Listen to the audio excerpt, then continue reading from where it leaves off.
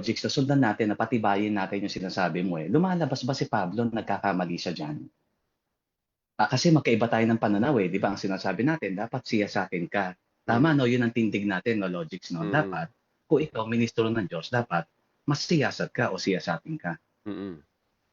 'di ba? So, Mm. dito na makikita natin may sinabi rin si Juan 'no, subukin ninyo ang lahat ng bagay, lahat ng espiritu kung sila'y sa Diyos.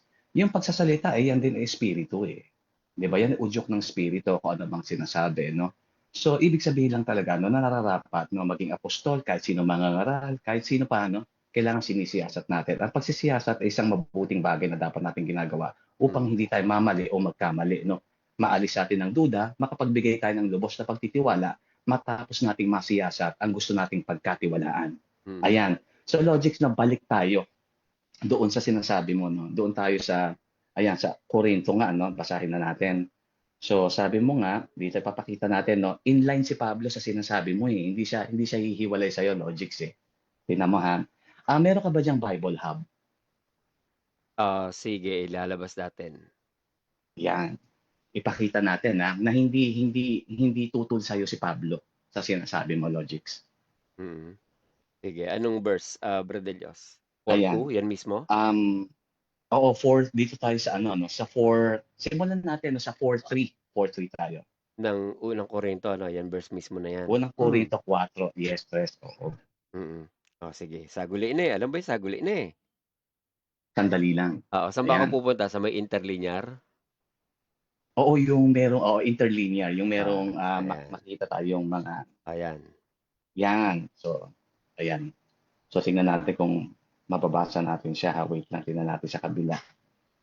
ayan. So, ayan 'no, eto nabasahin natin 4:3. Me however 4:3 basahin natin 'to, logics Ito yung unang binabasa natin, ang sinasabi rito ay ganito 'no, ang sabi dito, sige basahin ko na lang muna sa una, wag na igalaw diyan, logics So Sige. sige, unang Korinto 4:1, ipagpalagay nga kami ng sinuman na mga ministro ni Kristo at mga katiwala ng mga hiwaga ng Diyos. Ayan. Bukod dito, no, dahil nga ipinagpapalagay, no, kinukonsider natin sila na mga katiwala, no, ministro ng Diyos at katiwala ng hiwaga. Bukod dito, kinakailangan sa mga katiwala na ang bawat isa ay maging tapat. So, may requirement. Ito na nga yung sinasabi natin, logics mo na kailangan kung ikaw ipagpapalagay na ministro ng Diyos, dapat ikaw masumpungang tapat, no? Dapat you'll be found, no? Kumbaga trustworthy, no? Ngayon, logics, no? Doon sa ipinupunto natin kanina, paano mo mapapatunayan na ang isang ministro ay trustworthy o tapat? Di ba dapat subukin mo siya, Mm. siyasatin mo siya? Mm. Kasi kung hindi mo sisiyasatin ang isang ministro, hindi mo malalaman, hindi mo mapi-figure out kung siya ba ay tapat o trustworthy o dapat Mm. pagkatiwalaan.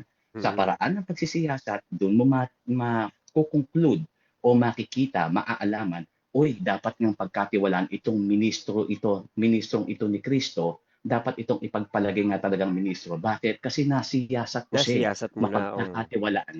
Mm. Oo, mapagkakatiwalaan niya dahil nasiyasat siya. Ayan. Mm. So ito yung ikatlo, no? Datapwat sa ganang akin ay isang bagay na maliit ang ako'y siyasatin ninyo o ng pagsisiyasat ng tao. Oo, ako'y hindi nagsisiyasat sa aking sarili. Logics ako na magtatanong sa iyo, Hmm. ano ang pagkakaintindi natin dito sa tres na to? Ayan na nga, hindi na dapat tanungin, hindi na dapat questionin, kasi ang Diyos naman ang nagsisiyasat sa kanya, gano'n. So, parang masyado siyang tiwala Yan. sa sarili niya.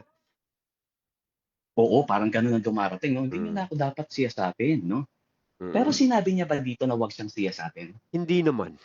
Oo, ngayon din yung napansin ko, Wala naman nakalagay Di na ba? magsisiyasatin, O hindi pwede siyang siyasatin, Oo. di ba? Wala naman So ibig nakalagay na sabihin bawal lang, siyang siyasatin, 'di ba? exactly, dapat sinabi rito, datapwat ang isang ministro ng Diyos na tapat ay hindi nararapat siyasatin ng sino man dahil ito'y isang maliit na bagay Ah, na ako'y inyong siyasatin. So ibig tama. sabihin, walang iniuutos si Pablo na Na hindi siya bawal siya siyasatin. siyasatin, oo. Exactly. Papatunayan natin yan, logic, sa pamamagitan ng original no, na pagkaintindi. No? Okey, okey, Ayan. okey. Sige, sige, sige, sige. Ayan. Babasahin na natin yung logics yung ito. No? Pupunta na tayo ngayon sa Griego. No? Me, ito na yung unang Korinto 4:3, no? Me, However, to the smallest matter, it is that by you I be examined. Take note, examined, past tense to, logic sa Mm. examined. Or by a human court, no? In fact, neither myself do I examine. Ayan. Tingnan mo ha, kailangan ko lang ng bukas na kaisipan dito. Logics, kailangan natin ng bukas na kaisipan dito. Na, hindi ito madaling malunok, pero I know matatalino ang mga nakikinig. No? At ito po ay ihatid sa inyo ng Lost in the Dark Night. Okay? Ito logics ha, basahin ko ulit. Sa akin, datapuat, sa pinakamaliliit na bagay, it is that by you I be examined. Nagets mo, logics? Ipinapasiyasat niya yung sarili niya. Iba yung pagkakasalin sa ang dating Biblia. Pero dito, pansinin mo ha, babasahin ko ha. Me, ibig sabihin niyan, as for me, kung titignan mo ang kahulugan niya sa Griego, as for me, no? Therefore, yung however dyan is therefore, no? Therefore, as for me, to the smallest things, no? Naaalala mo may sinasabi sila na hindi tapat sa kakaunti, hindi tapat sa marami? Di ba? Ayan, no? Sinasabi niya, oh. Bakit niya sinasabi yan? Kasi gusto niyang patunayan na tama yun, no? Ako, datapwat ako, sa pinakamaliliit na bagay, no? Ako'y siyasatin ninyo. Ayan, no? Ang linaw, oh. Me, however, to the smallest matter, it is that by you I be examined. So, sumusuhato yan sa sinasabi mo, logics. Kaya niya nga sinasabi sa taas, babasahin natin uli ha. Hindi yan pwede magkamali eh. Ipagpalagay nga kami na sino man ng mga ministro ni Kristo at mga katiwala ng hiwaga ng Diyos. Bukod dito, no, kinakailangan sa mga katiwala na ang bawat isa'y maging tapat, datapuat para sa akin. Hanggang sa pinakamaliit na bagay, ako'y masiyasat nyo. Bakit? Kasi nga tapat siya. Gusto niya magpasiyasat para ma-sure mo na tapat ako, siyasatin mo ako, babe. Yun ang ibig niyang sabihin. Okay. Ayos. Wala na, finish na. So babasahin natin ulit, logics ha. Me, sabi niya rito. However, ako datapwat sa kaliit-liitang bagay ay it is that by you I be examined, sa pamamagitan nyo, ako'y masiyasat nyo. Bakit? Kasi pinapatunayan niya ngang siya'y tapat eh. Kasi para mapatunayan mo ang isang ministro ay tapat, kailangan mo siyang masiyasat. Kaya nagpapasiyasat siya hanggang sa pinakamalilit na bagay, ako'y masiyasat ninyo. Nakalagay dito, or by a human court. Pero kung titignan mo ang kahulugan niya, no, yung court, ang kahulugan niyang salitang yan, yung imeras, no, araw, 24 hours a day. Yung buong araw from sunrise to sunset. So ang sabi niya, ako datapwat sa akin, no, sa kaliit-liitang bagay, no, ako'y masiyasat ninyo ng buong araw. Siyasatin niyo ako ng buong araw kung gusto niyo. Kasi nga ipagpalagay niyo akong tapat, no, na ministro ng Diyos, tapat, no? Dapat kung ako ministro ng Diyos, dapat mapagkakatiwalaan ako. Kaya nga sa pinakamaliit na bagay, no? Kasi ang tapat sa maliit, sa kaunti, tapat sa marami. Sa pinakamaliit na bagay, ako'y masiyasat ninyo ng buong araw ng isang tao. Bakit? Kasi hindi naman ako nagsisiyasat sa sarili ko eh. Bakit? Ang alam ko, wala naman akong ginagawang mali eh. Pero hindi ibig sabihin na ipinagpapalagay kung wala akong ginagawang mali, ligtas na ako.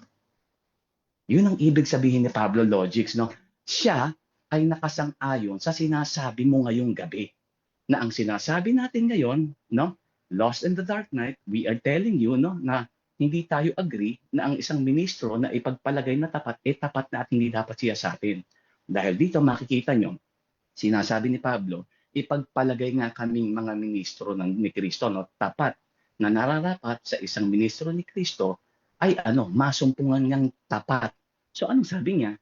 Para sa akin, datapwat para sa akin, simula sa hanggang sa pinakamaliliit na bagay ay masiyasat ninyo ako ng buong araw ng isang tao. Kumbaga, challenge niya pa yung mga taga-Corinto logics.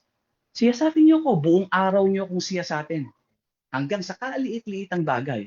Bakit? Kasi sinasabi niya, ipagpalagay niyo akong ministro ni Kristo na dapat tapat ako eh. So siyasatin niyo ko. So Pablo is with you, logics. Ang ibig sabihin ni Pablo, sumasang-ayon ako sa sinasabi ni DK Logics na dapat siyang siyasatin hanggang sa kaliit-liitang bagay. Buong araw niyo siyang siyasatin hanggang sa kaliit-liitang bagay para mapatunayan niyo na siya'y tapat na ministro ni Kristo dahil siniyasat niyo siya ng buong araw kung gusto niyo. Yun ang ibig sabihin ni Pablo dyan. Nagpapasiyasat siya dyan.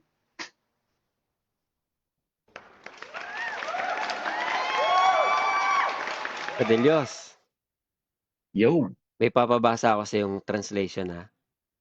sige, go.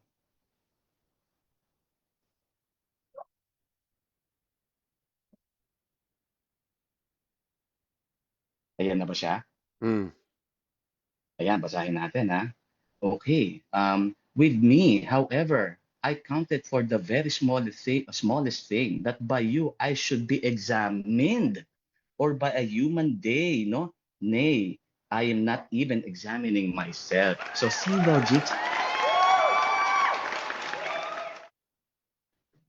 si Pablo mismo ang nagsasabing, siyasatin niyo ako, mga babes ko, mga kapatid ko, mga tropa pips ko, mga repa pips ko, mga taga-Korinto. Siyasatin niyo ako dahil yamang sinasabi ko, ipagpalagay niyo nga kami na ministro ni Kristo na tapat at nangangailangan sa isang ministro ni Kristo ay tapat at mapagkakatiwalaan. Siyasatin niyo ako hanggang sa pinakamaliit na bagay. Kung gusto niyo buong araw, 24 hours in one day, siyasatin niyo ako para mapatunayan ko na ako'y karapat-dapat sa katapatang hinihingi ko sa inyo na ako nga ay ministro ni Kristo dahil ako'y tapat at ako'y nasumpungan yung tapat dahil siniyasat niyo ako ng buong araw hanggang sa kaliit-liitang bagay. So si Pablo ay nagpapasiyasat. Hindi ayaw niya magpasiyasat. In fact, sina-challenge niya ang mga taga-Corinthians, siyasatin niyo ako. At yan po ang hatid sa inyo ng Lost and the Dark Knight. Sana all.